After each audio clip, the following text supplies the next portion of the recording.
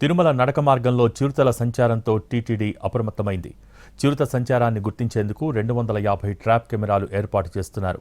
7వ మైలు నుంచి నరసింహస్వామి ఆలయం వరకు కెమెరాలు ఏర్పాటు చేయనుంది టీటీడీ. నిపుణుల సూచనలతో చిరుతలకు రేడియో కాలర్ ఏర్పాటు చేసే యోచనలో టీటీడీ అధికారులు ఉన్నారు.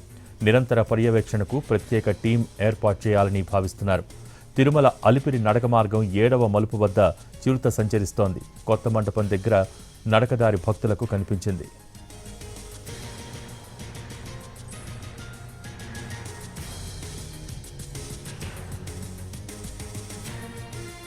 తిరుమల అలిపిరి నడక మార్గం 7వ మలుపు వద్ద చిరుత సంచరిస్తోంది. కొత్త మండపం దగ్గర నడకదారి భక్తులకు కనిపించింది. భయంతో పరుగులు తీశారు భక్తులు. చిరుత ఆనవాళ్లను గుర్తించే పనిలో పడ్డారు అటవీశాఖ అధికారులు. చిరుత కదలికల పట్ల భక్తులను అప్రమత్తం చేస్తోంది టీటీడీ. నడక మార్గంలో భక్తులను గుంపులుగా అనుమతిస్తోంది.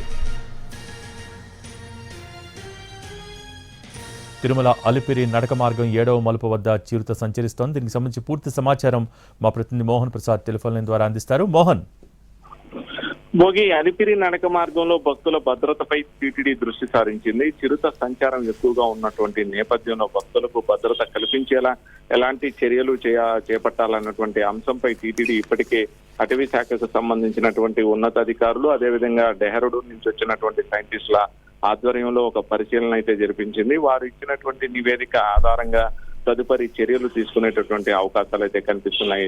సాధారణంగా శేషాచల కొండలు సంబంధించి దట్టమైనటువంటి అటవీ ప్రాంతం కావడంతో ఇక్కడ చిరుతల సంచారం అనేది సర్వసాధారణం అయినప్పటికీ 2023 జూన్ 21వ తేదీన అలిపిరి నడక మార్గం 7వ మైలు వద్ద 3 సంవత్సరాల బాలుడు కౌశిక్ పై దాడి చేయడం, అటు తర్వాత ఆగస్టు 11వ తేదీన 6 సంవత్సరాల లక్షితాని పై దాడి చేసి చంపివేసినటువంటి నేపథ్యంలో చిరుత సంచారంపై టీటీడీ ఉలిక్కిపడింది. టీటీడీ చరిత్రలో ఎన్నడూ లేని విధంగా భక్తులపై చిరుత దాడి చేసి చంపివేసినటువంటి ఘటన చోటు చేసుకోవడంతో భక్తుల భద్రతపై అయితే దృష్టి సారించింది. అందులో భాగంగా చిరుత కదలికలను గుర్తించేందుకు 7వ మైలు నుంచి కూడా నరసింహస్వామి ఆలయం వరకు కూడా దాదాపు 250 ట్రాప్ కెమెరాలను అయితే ఏర్పాటు చేశారు. ఎప్పటికప్పుడు చిరుత కదలికలను గుర్తిస్తూ అటువైపు వస్తున్నటువంటి చిరుతలను ట్రాప్ చేసే విధంగా గత 2023లోనే ఆగస్టు నుంచి డిసెంబర్ వరకు 6 చిరుతలను అయితే బంధించారు. వాటిని తిరిగి దట్టమైనటువంటి అటవీ ప్రాంతంలో వదిలేశారు. తిరిగి తాజాగా మరోసారి అలిపిరి నడక మార్గంలో 7వ మైలు నరసింహస్వామి ఆలయం మధ్య ఉన్నటువంటి కొత్త మండపం వద్ద నిన్న రాత్రి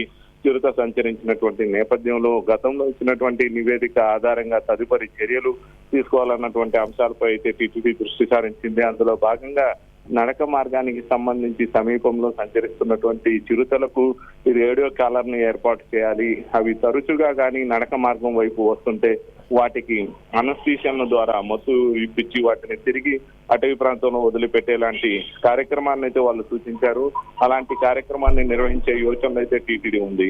భవిష్యత్తులో అంటే భక్తులకు సంబంధించి అలిపిరి నడక మార్గంలో ఎలాంటి ఇబ్బందులు తలెత్తకుండా ఇలాంటి చర్యలు తీసుకోవాలన్నటువంటి అంశాలపై పాలక మండలి సమావేశంలో చర్చించి టీటీడీ తదుపరి నిర్ణయం తీసుకునేటువంటి అవకాశాలు ఉంటాయి. Thank you Mohan.